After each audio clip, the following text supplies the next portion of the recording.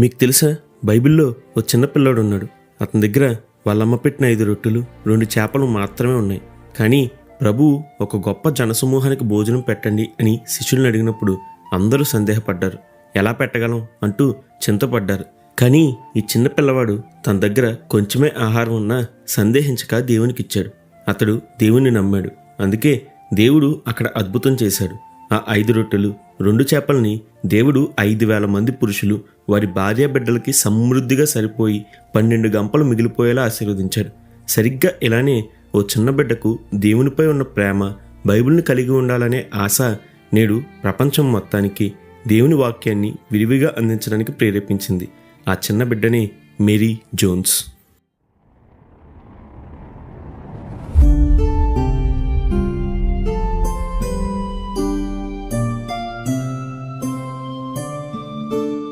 Mary Jones 1784 సంవత్సరంలో December 16న యూరోప్లోని Wales ప్రాంతంలో లాన్ఫిహంగల్ అనే ప్రాంతంలో జన్మించింది.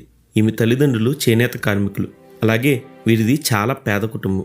వీరి కుటుంబం ఎంతో పేదరికంలో ఉన్న రోజంతా ఎంతో కష్టించి పనిచేయాల్సి వచ్చినా వీరు మాత్రం దేవునికే మొదటి స్థానం ఇస్తూ ఎంతో భక్తి శ్రద్ధలతో దేవుని ఆరాధించేవారు. మేరీ తండ్రి తరచూ జబ్బు పడుతూ ఉండేవాడు. అందుకే అతడికి సహాయంగా మేరీ తల్లి కూడా బట్టలు నేసే పని చేసేది. కాబట్టి ఇంటి పనులు చేయడం మేరీ వంతైంది. ఆమె ఉదయాన్నే లేచి ఇల్లు శుభ్రం చేసేది. పెరట్లో కోళ్లకు దానం వేసేది. అవి పెట్టిన గుడ్లను వెతికి తీసేది. ఆ తర్వాత ఆమె తల్లి చెప్పిన పనులు చేస్తూ ఇంట్లోనే ఉండేది. అలాగే మేరీకి చర్చికి వెళ్ళడం అంటే ఎంతో ఇష్టం. ఆదివారం సాయంత్రం వేళ జరిగే ఆరాధనలకు క్రమం తప్పకుండా ఆమె వెళ్ళేది. ఆమె తండ్రికి ఆరోగ్యం బాగోలేక నడవలేకపోయేవాడు. అందుకే అతడు చర్చికి వెళ్ళలేకపోయేవాడు.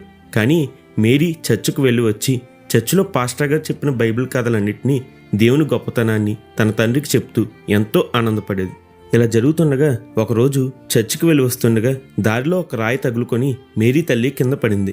ఆమెను పైకి లేపుతుండగా మేరీ తల్లి ఆమెతో ఇలా చెప్పింది, నీకు తెలుసా మేరీ, మన జీవితంలో కూడా ఇలానే శ్రమలు, శోధనలు అంటూ ఎన్నో అడ్లు వస్తాయి. అయితే మనం పడకుండా నడవాలి అంటే మనకు ఈ చీకట్లో వాక్యమనే దీపం కావాలి. దేవుని వాక్యం మన పాదాలకు దీపం, మన త్రోవకు వెలుగు అని చెప్పింది. ఆ మాటలు మేరీ హృదయంలో చాలా బలంగా ముద్ర వేశాయి. అప్పటి నుండి మేరీకి దేవుని వాక్యమన్నా, బైబిల్ అన్నా ఎంతో ఇష్టం ఏర్పడింది.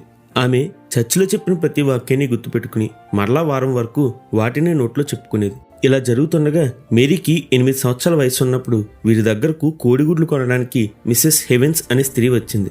ఆమె మేరీని చూసి ఆమె వాక్యాన్ని పదే పదే చెప్పుకుంటూ గుర్తుపెట్టుకోవడం చూసి, అమ్మ మేరీ, నీకు దేవుని వాక్యం అంటే అంత ఇష్టమైతే మా ఇంట్లో ఒక బైబిల్ ఉంది, కావాలంటే వచ్చి చదువుకో అని అంది. కానీ అప్పటికి మేరీకి ఇంకా చదవడం, రాయడం రాదు. అలాగే ఆమెకు చదువు నేర్పడానికి వాళ్ళ ఊర్లో కానీ ఊరికి దగ్గరలో కానీ ఏ స్కూలు లేదు. మేరీ బైబిల్ చదవాలి అని ఎంతో ఆశపడింది. ఆమె దేవుడికి ఎలా ప్రార్థన చేసింది, దేవా, నాకు బైబిల్ చదువుకోవాలని ఉంది, కానీ నాకు చదువు రాదు, చదువు నేర్పడానికి కూడా ఎవరూ లేరు. కానీ నేను విన్నాను, నువ్వు 5 రొట్టెలు 2 చేపలు 5,000 మందికి పంచిపెట్టావంట, ఆకలితో ఉన్న పేదలను పోషించావంట. దేవా, నా దగ్గర కూడా కేవలం ఆశనే ఉంది, నీ మీద విశ్వాసం ఉంది, నేను బైబిల్ చదవగలిగేలా నాకు సహాయం చేయవా అంటూ ఆమె ప్రార్థన చేసింది. ఇలా 2 సంవత్సరాలు ప్రార్థన చేసిన తర్వాత మేరీకి 10 సంవత్సరాల వయసు ఉన్నప్పుడు ఆమె ప్రార్థనకు జవాబుగా దేవుడు మేరీ ఊరికి 2 మైళ్ళ దూరంలో ఒక స్కూల్ను ఏర్పాటు చేసేలా చేశారు. రోజు స్కూల్కి వెళ్ళి రావడానికి దాదాపు మేరీ 7 కిలోమీటర్ల దూరం నడిచేది. అలా చివరికి ఒక 8 నెలల కాలంలోనే ఆమె చదవడం, రాయడం నేర్చుకుంది. ఆ తర్వాత మిసెస్ హెవెన్స్ గారి వద్దకు వెళ్ళి, మీరు 2 సంవత్సరాల క్రితం నాకు చదువుకోవాలనిపిస్తే మీ దగ్గర బైబిల్ ఉంది అని చెప్పారుగా, ఇప్పుడు దేవుడు నాకు చదవడం, రాయడం నేర్పాడు. నేను మీ ఇంటికి శనివారాలు వచ్చి బైబిల్ చదువుకోవచ్చా అని అడిగి మరలా ప్రతి శనివారం రాను పోను 7 కిలోమీటర్ల దూరం ప్రయాణం చేసి బైబిల్ చదువుకుని వచ్చేది. ఆమె బైబిల్ చదువుకుని ఇంటికి వస్తూ ప్రతిసారి నాకు ఒక బైబిల్ ఉంటే ఎంత బాగుండు, దేవా, నాకు బైబిల్ ఉంటే ప్రతిరోజు నీ మాటలు నేను వినొచ్చు అంటూ దేవునికి ప్రార్థన చేస్తూ ఆయన స్తుతించేది. ఒకసారి మేరీ ఇంటికి చాలా ఆలస్యంగా వచ్చింది. ఆమె ఇంటికి చేరేసరికి ఆమె తల్లిదండ్రులు కంగారు పడుతూ, మేరీ, ఎందుకింత ఆలస్యమైంది అని అడగ్గా మేరీ తన తల్లితో, అమ్మా, ఈరోజు నేను మత్తయి 7వ అధ్యాయం చదివా, దేవుడు కొండ మీద చేసిన ప్రసంగం అని ఎంతో ఆనందంతో చెప్పింది. వెంటనే తన తండ్రి దగ్గరకు పరిగెట్టుకుని వెళ్ళి, నాన్న, నేను దాన్ని మొత్తాన్ని గుర్తుపెట్టుకున్నా, నీకు చెప్పనా అని చెప్పగా అతడు వెంటనే తన కుర్చీ జరుపుకుని వినసాగాడు.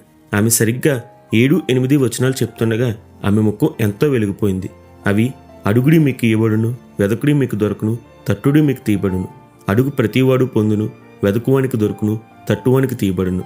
ఆ తర్వాత ఆమె తన అమ్మ నాన్నలతో ఇలా చెప్పింది, అమ్మా నాన్న, నేను ఒక బైబిల్ కొనుక్కుంటా అంది.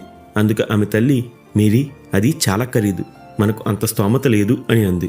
అందుకు మేరీ, అమ్మా, నేను చేయగలిగిన అన్ని పనులు చేస్తా, డబ్బులు కూడబెడతా, బైబిల్ కొనుక్కోవడానికి నాకు 10 సంవత్సరాల సమయం పెట్టినా పర్వాలేదు అని చెప్పింది. తమ బిడ్డకు దేవునిపై ఉన్న ప్రేమను చూసి ఆమె తల్లిదండ్రులు ఎంతో ఆనందించారు. మీకు తెలుసా, ఆ కాలంలో 7,000కు పైగా భాషలు ఉంటే బైబిల్ కేవలం 67 భాషల్లోనే ఉండేది. అది కూడా చర్చిల్లోనూ పేరు మోసిన ధనికుల వద్దనే ఉండేది. అవి కూడా ఎంతో ఖరీదైనవి. మేరీ డబ్బులు కూడబెట్టడం ప్రారంభించింది. ఆమె ఇంట్లో తన పనులన్నింటినీ త్వరగా ముగించుకుని దగ్గరలో ఉన్న అడవికి వెళ్ళి కట్లు ఏరి వాటిని పక్కనే ఉన్న ఇళ్లల వారికి ఇచ్చేది. వారి ఇళ్లలో ఏమైనా పనులు ఉంటే వారికి సహాయం చేసేది, పిల్లల్ని చూసుకునేది, కోడిగుడ్లు అమ్మేది. ఇలా రోజంతా కష్టపడి పనిచేసి పైసా కూడబెట్టింది. ఇలా 6 సంవత్సరాలు ఎంతో కష్టపడి చివరికి ఆమె ఒక బైబిల్ కొనడానికి కావలసిన డబ్బును సంపాదించింది. ఈ 6 సంవత్సరాలు తన దగ్గర దేవుని వాక్యం ఉంటే దేవుని పాదాల వద్దే ఉండి శిష్యులు విన్నట్లు వాక్యం చదవచ్చు అని ఊహించుకుని ఎంతో ఆనందపడేది. ఆ ఆశే ఆమెను 6 సంవత్సరాలు ఎంతో ఆసక్తితో ఎదురుచూసేలా ప్రోత్సహించింది. ఇప్పుడు మేరీ దగ్గర బైబిల్ కొనడానికి కావలసిన డబ్బు ఉంది, కానీ ఆమెకు బైబిల్ని ఎక్కడ కొనాలో తెలియదు. ఆమె తన తండ్రిని అడగ్గా అతను చర్చ్ పాస్టర్ని సంప్రదిస్తే తెలుస్తుంది అని చెప్పాడు. అంతే, ఉన్నపాటున మేరీ చర్చ్కు పాస్టర్ గారి దగ్గరకు పరుగుపెట్టింది. అతను బైబిల్స్ మనకు దగ్గరలో ఎక్కడా దొరకవని, లాన్ ఫిహంగల్ నుండి 42 కిలోమీటర్ల దూరంలో బాలా అనే ప్రాంతంలో థామస్ చార్లెస్ అనే వ్యక్తి బైబిల్స్ నమ్ముతాడని చెప్పారు. ఒకవేళ వెళ్ళాలి అనుకుంటే అక్కడ మిస్టర్ ఎడ్వర్డ్స్ అనే వ్యక్తి దగ్గరకు వెళ్ళమని, అతడు చార్లెస్ గారి వద్దకు నిన్ను తీసుకువెళ్తాడని చెప్పి ఆమెకు ఒక అడ్రస్ ఇచ్చారు. 16 సంవత్సరాల మేరీ ఇప్పుడు ఇంటికి తిరిగి వస్తూ ఆలోచనలో పడింది. నేను ఎంతో కష్టపడి 6 సంవత్సరాలు డబ్బులు కూడబెట్టాను. ఇప్పుడు 42 కిలోమీటర్ల దూరం వెళ్ళాలి. అమ్మా నాన్నలకు ఆరోగ్యం బాగోలేదు, నాతో అంత దూరం నడిచి రాలేరు. ఇప్పుడెలా? దేవా, నీవే నా సహాయకుడు అంటూ ఇంటికి వచ్చి ఆమె విషయం చెప్పింది. ఆమె తల్లిదండ్రులు అంత దూరం వెళ్ళాలా అంటుండగా ఆమె, నేను రేపే అక్కడికి వెళ్తాను అని చెప్పింది. మేరీ తల్లిదండ్రులు దేవునిపై నమ్మకంతో బైబిల్ కొరకు ఆశ కలిగించింది ఆయనే, కాబట్టి ఆయనే నీకు ఒక బైబిల్ ఇస్తాడు అని ఆమెను ప్రోత్సాహపరిచారు. చివరికి ఆ రోజు రానే వచ్చింది. మేరీ ఇంకా సూర్యుడు రాకముందే నిద్రలేచి తన తల్లి సిద్ధం చేసిన ఆహారాన్ని తీసుకుని బాలా ప్రాంతానికి బయలుదేరింది. కాలికి చెప్పులు కూడా లేకుండా ఇప్పుడు ఆమె 42 కిలోమీటర్లు నడవబోతుంది. దారి మార్గం అంతా కొండలు, అడవులు ఉన్నాయి. మార్గంలో ఎన్నో క్రూర మృగాలు కూడా ఉండవచ్చు. కానీ ఆమె, దేవుడు నాకు సహాయకుడు, ఏ అపాయం రాకుండా ఆయన నన్ను కాపాడును అని కీర్తనల 121 చెప్పుకుంటూ నడుస్తుంది. రాత్రి కాబోయేసరికి ఆమె బాలా ప్రాంతంలో మిస్టర్ ఎడ్వర్డ్స్ గారి వద్దకు వచ్చింది. ఆమె 42 కిలోమీటర్లు నడవడం వల్ల ఎండవేడికి పాదాలు, తల విపరీతంగా నొప్పి పుడుతున్నాయి. కాళ్లకు రాళ్ళు గుచ్చుకుని ఆమె పాదాలన్నీ చీలిపోయి రక్తం వస్తున్నాయి. అయినా సరే ఆమె బైబిల్ ఎక్కడ ఉందో అక్కడికి వెళ్దామని ఎడ్వర్డ్స్ గారిని అడగ్గా ఆయన, ఇప్పుడు చాలా రాత్రి అయింది, రేపు ఉదయాన్నే మనం చార్లెస్ గారి వద్దకు వెళ్దాం, ఈ రాత్రి ఇక్కడ విశ్రాంతి తీసుకోవచ్చునని మేరీని ఇంటికి ఆహ్వానించారు. చాలా దూరం ప్రయాణం చేయడం వల్ల విపరీతమైన అలసట వలన మేరీ బాగా నిద్రపోయింది. ఉదయాన్నే ఎడ్వర్డ్స్ గారు మేరీని బైబిల్స్ అమ్మే చార్లెస్ గారి వద్దకు తీసుకుని వెళ్లారు. అక్కడ మేరీ తన కథంతా చెప్పి 6 సంవత్సరాలు కష్టపడి ఆమె బైబిల్ కోసం డబ్బులు దాచానని, 42 కిలోమీటర్లు నడిచి వచ్చానని చెప్పడం విని చార్లెస్ గారు ఆశ్చర్యపోయారు. ఒక 16 సంవత్సరాల పేద బాలిక దేవుని వాక్యం కొరకు ఎంతో కష్టపడి చదవడం నేర్చుకుని ఇంతగా తపన పడడం ఆయనను ఎంతో కదిలించింది. కానీ ఆయన వద్ద ఇప్పుడు కేవలం 3 వేల్స్ బైబిల్స్ మాత్రమే ఉన్నాయి. కానీ అవి కూడా వేరొకరికి అమ్మేశాడు. కాబట్టి వారు వచ్చి వాటిని తీసుకుని వెళ్ళిపోతారు. అదే విషయం అతడు మేరీకి చెప్పాడు. నా దగ్గర నీకివ్వడానికి ప్రస్తుతం బైబిల్ లేదు, ఉన్న 3 బైబిల్స్ అమ్ముడిపోయాయి. మరలా వేల్స్ బైబిల్స్ ఎప్పుడు వస్తాయో తెలియదు, కానీ ఖచ్చితంగా చాలా కాలం పడుతుంది అని చెప్పారు.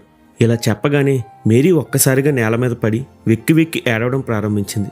దయచేసి ఒక్క బైబిల్ ఇప్పించండి, నేను 6 సంవత్సరాలు ఎంతో కష్టపడి పనిచేసి డబ్బులు దాచిపెట్టా, ఎంతో ఎదురుచూసా, ప్లీజ్ అని చార్లెస్ గారిని బ్రతిమాలడం ప్రారంభించింది. ఆమెను చూసి చార్లెస్ గారి హృదయం కరిగిపోయింది.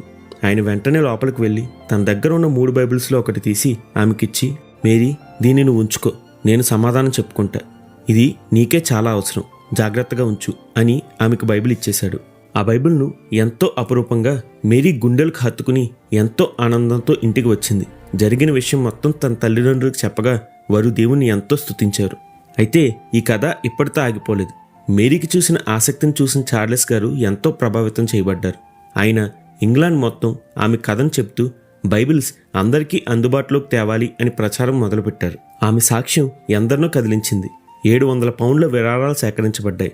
వాటితో 1804 మార్చి 7న British and foreign Bible society స్థాపించబడింది. నేడు బైబిల్ అందరికీ అన్ని భాషల్లో అందుబాటులోకి రావడానికి కారణం బైబిల్ సొసైటీనే. కానీ ఈ బైబిల్ సొసైటీని స్థాపించడానికి కారణం మేరీ జోన్స్. చూసారా దేవుని కార్యాలు ఎంత అద్భుతంగా ఉంటాయో. ఆ తర్వాత కాలంలో మేరీ సండే స్కూల్ టీచర్గా మారి ఎందరికో దీవెనకరంగా జీవించింది. అలాగే తన జీవితకాలం అంతా డబ్బు కూడబెట్టి బైబిల్ సొసైటీకి విరాళాలుగా ఇచ్చింది. ఇప్పుడు మనలో చాలా మంది వద్ద బైబిల్ ఉంది. అలాగే కావాలి అనుకుంటే చాలా తక్కువ ధరకే బైబిల్ లభిస్తుంది. కానీ ప్రస్తుతం ఎవ్వరికీ మేరీకి ఉన్న ఆసక్తి లేదు. దీనికి కారణం మేరీ జోన్స్ అనుభవించినట్లుగా మనం దేవుని ప్రేమను అనుభవించలేకపోవడం, ఆయన వాక్యంలోని మాధుర్యాన్ని గుర్తించలేకపోవడమే. రుచి చూసి దేవుని ఎరగమని వాక్యం చెప్తుంది. అలాగే ఆయన మాటలు జుంటితేనె దాండ్ల కన్నా ఎంతో మధురమైనవి. వాటిని కేవలం అక్షరాల వరుస మాత్రమే అనుకుంటే బైబిల్ ఒక సామాన్య పుస్తకమే. కానీ అవి దేవుని మాటలోని, అవి సృష్టిని సృష్టించాయని, ఎంతో విలువైనవని అని గుర్తించగలిగితే బైబిల్ మీకు దేవుని ప్రేమలేఖగా కనిపిస్తుంది. అందుకే ఇప్పుడే వెళ్ళి ప్రార్థనలో దేవునితో మాట్లాడండి. బైబిల్ ద్వారా దేవుడు మీతో ఏం మాట్లాడుతున్నాడో తెలుసుకోండి. ఆయనను ప్రేమించిన గొర్రెల కాపరి దావీదును దేవుడు గొప్ప రాజుగా మారిస్తే, ఆయన ప్రేమించి ఆయన వాక్యాన్ని మన హృదయాల్లో ఉంచుకుని దాని ప్రకారం నడిస్తే దేవుడు మనల్ని కూడా అలాగే ఆశీర్వదిస్తాడు కదా. ఒక్కసారి ఆలోచించండి. మనల్ని ఇంతగా ప్రేమించి తన వాక్యాన్ని మనకిచ్చిన యేసయ్య ఎంత మంచివాడో కదా. నిత్యం ఆయన నామానికే మహిమ కలుగునుగాక. ఆమెన్. హల్లెలూయా.